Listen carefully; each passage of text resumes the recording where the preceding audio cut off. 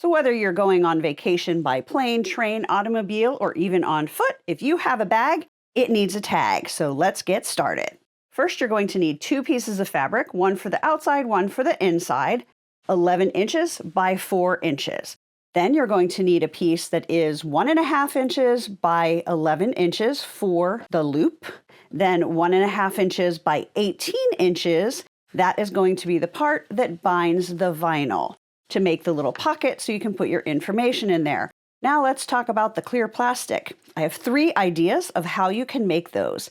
This one was actually made by taking a photo size laminating pouch, laminating it with nothing inside, and then cutting it to size. I was able to get 2 pieces, 4 inches by 3 inches, out of the one pouch.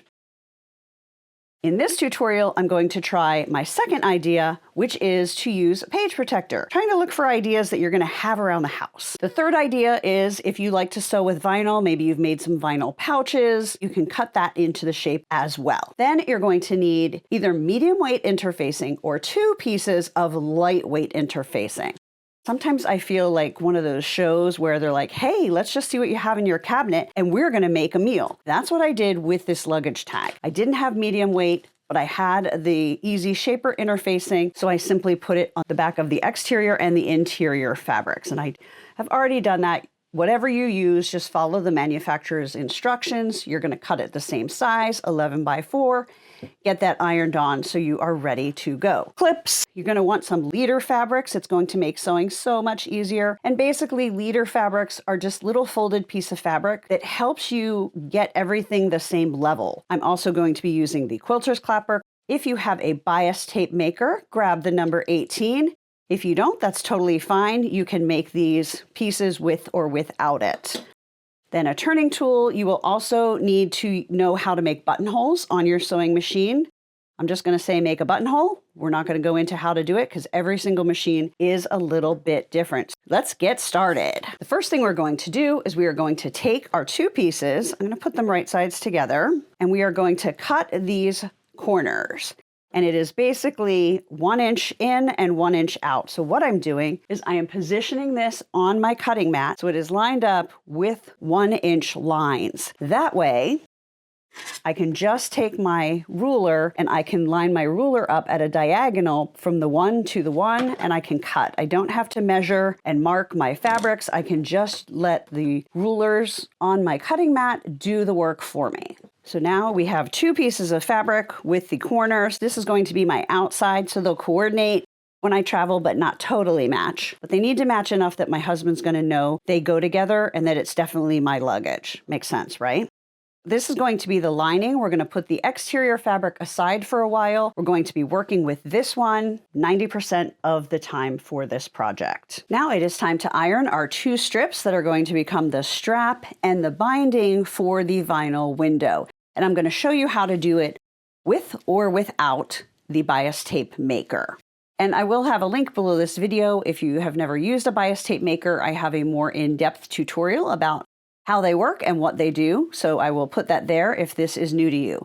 So I'm going to turn the shorter one, wrong side up. I'm going to grab my iron. Now I also did starch this fabric before cutting them to size because the starch helps these creases hold better and it also makes it easier to guide it through the bias tape maker. You don't have to, I just prefer to do that. All right, so pass number 1. Now I'm going to open it back up, wrong side up, and now I need to go through and I need to press both of these raw edges into the center. You don't want to press that crease that we just made flat, so make sure the tip of your iron is staying off of that first fold. So without this bias tape maker, I'm having to press 3 times where I'm only going to have to press once. So this is a very inexpensive tool, very worth having, in my opinion. I use it for a lot of different things. So I would definitely invest in that. And I do have a link if you want to grab one on Amazon below this video. Now our last step to make the strap is we're going to now fold this in half again so that those raw edges get encased in the center. So that is ready to be sewn. Now let us use the bias tape maker. So what this does is it takes this fabric, it goes through here, and it folds it so that the raw edges meet. So we're going to iron once instead of 3 times. So you're just going to push that through. And sometimes it doesn't come all the way out, which is why you want this. There's a little slot there where you can stick that and kind of just nudge it, help it through. I'm going to pull that out the other side. Now, before you go crazy, you want to make sure the fabric is feeding evenly, which it wasn't. So we're going to adjust that so it's going up the sides about the same amount. And then we are also going to make sure that on this side, these edges are meeting. They're not overlapping. There's not more on one side than the other. We want them to be nice and centered. So if you just take a minute to focus on those two things before you get started, this makes this a breeze. Now I'm just going to put the iron on there and start. And I usually just pull back a few inches and press. And you're just going to move until you've done the entire length of the fabric. Look how easy that was. So much faster than doing it in half and then bringing those raw edges into the center. So now I'm just cooling that off because it did get quite hot, and folding it and pressing it in half. Now we're ready to head to the machine. Now we are going to take this small piece, which is going to become our strap, and we're just going to sew this open edge closed so that it stays flat and those raw edges stay on the inside.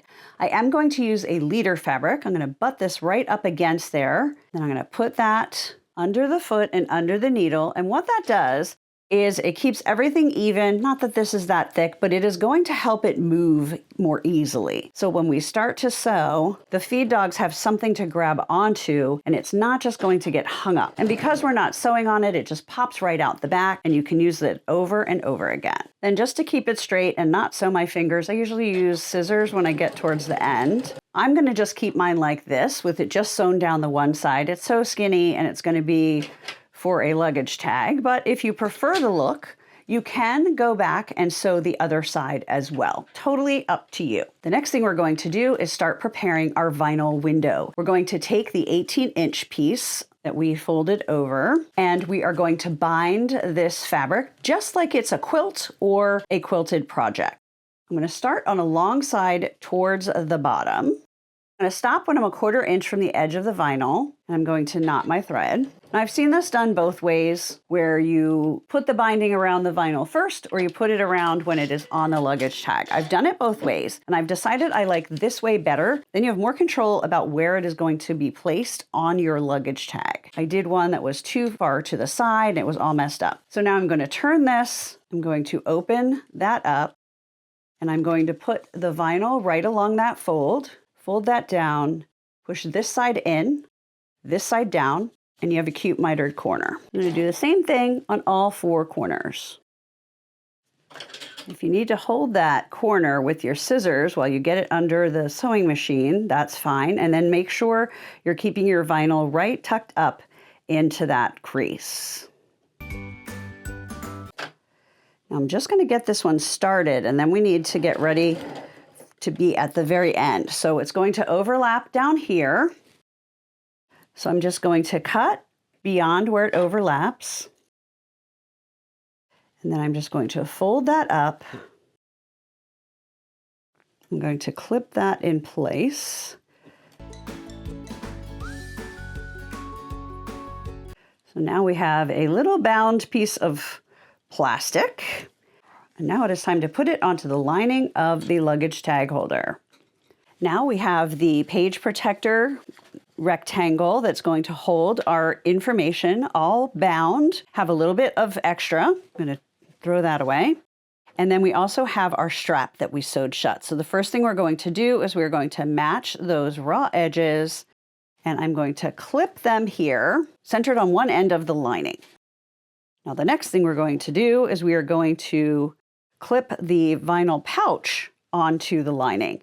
And I have these cuts lined up against that line again.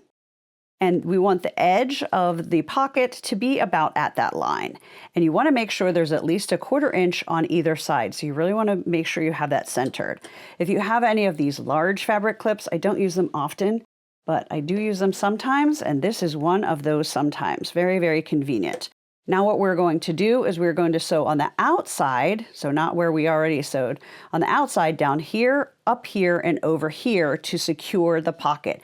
Make sure you leave this part open that's up at this top, by the angled edges so that you can put the paper with all the information in there. I'm going to start by just basting the strap on here so that we know that it's going to stay in place.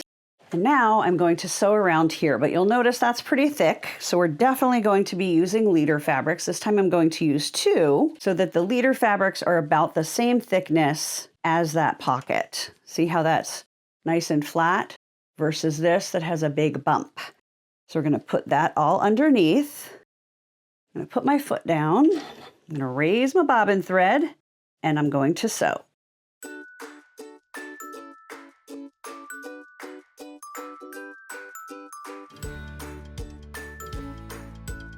Oh shoot, I didn't pay good attention. I really wanted where it came together to be down here on the bottom of it, but since it's all going to be folded and it'll only be looked at if there's a problem, I guess it'll be okay. So now we have the window sewn on and the strap basted onto the lining fabric, and then we have the exterior fabric. Now I do want to show you this. Both of my fabrics are directional and I want them to look the same. So this is the right direction. When it unfolds, I don't want this to be upside down. This is non-directional, so I didn't have to think about that at all. But for this one, I do. So what you do is you just put them down so that they're facing the same direction. So they're all facing me. And then I'm going to turn it over and put them right sides together. That way we know they're going to be going in the same direction. Now it's kind of bulky because we have this and then we have this. So it's important to make sure you are matching all of these edges well. We're going to sew all the way around with a 1/4 inch seam, and we're going to leave 4 inches open up here next to the pocket. Because these 2 pieces of fabric aren't going to be completely flat against each other due to the strap and the pocket, I use a lot more clips than I normally would for something like this. And it's really important to mark. So I'm going to feel this is where our pocket is. So I'm going to mark about a 1/2 inch from that edge, or that, see that angle there. You don't want to stop right there. I want to come in a little bit. And then I'm going to go down to where the other edge of the pocket is. So I'm going to sew from here all the way around to here. You want to go back and forth at the beginning and the end, since there will be a little strain on this seam as we turn it right side out. And if you don't sew a lot, sometimes it's very hard to eyeball where you're going to need to lift your foot and pivot. So if you want to make that easier, you could take a ruler and just mark that 1/4 inch line. So like that. If you just draw on the corners, you're going to know exactly when you need to pivot, right at the point where those lines intersect.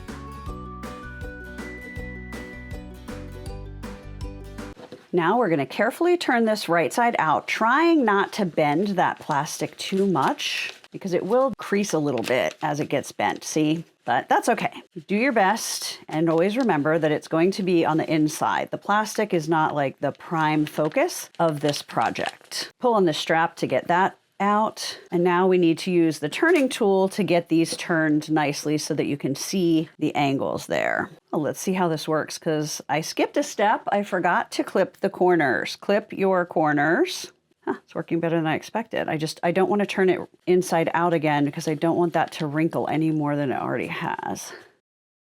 Now I'm going to take it to the ironing board and I'm going to press this and make sure these seams are out. They're not tucked in. And then also make sure you do not iron on top of the plastic. So the iron needs to go around the edges as you press because you don't want to melt that and ruin your tag and ruin your iron. Let's talk about thread really quickly. I've been using gold to go with the strap and the binding. And on this one, I used gold. And then when I sewed around the edges, I changed the bobbin to navy because I just didn't want the stitching to really be part of it. I just wanted it to blend in with the fabric. Now, because this one is blue and blue, I changed both the top and the bobbin threads to navy. I'm going to use my leader fabrics again. And you definitely want to pull up your bobbin thread so that you don't have any kind of a bird's nest knot because both sides of this stitching are going to show on your finished luggage tag. Pull up the thread, you hold them both, and then you either knot or go forward and back to knot while holding those threads. And then just take another stitch or two so that your machine isn't going to mistakenly pull that down and create a mess. And we're going to stitch all the way around. It's sometimes a little hard when you're stitching by the pocket because it's so close to the edge that it wants to push your foot off. So just go slowly and make sure your needle stays on the fabric and doesn't jump off. Go back and forth twice over where the strap connects because sometimes there's a little bit of pressure and we don't want our luggage tag falling apart when it is being handled by the airport.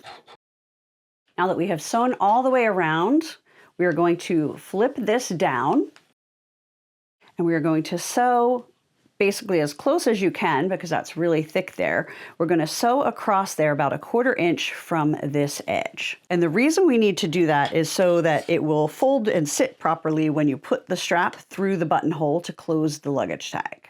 Now all that's left is to put a 3/4 inch buttonhole in the center over here. And because every machine is different in how they do buttonholes and how the buttonhole feet work, you're just going to need to look at your instructions and learn how your machine does that function.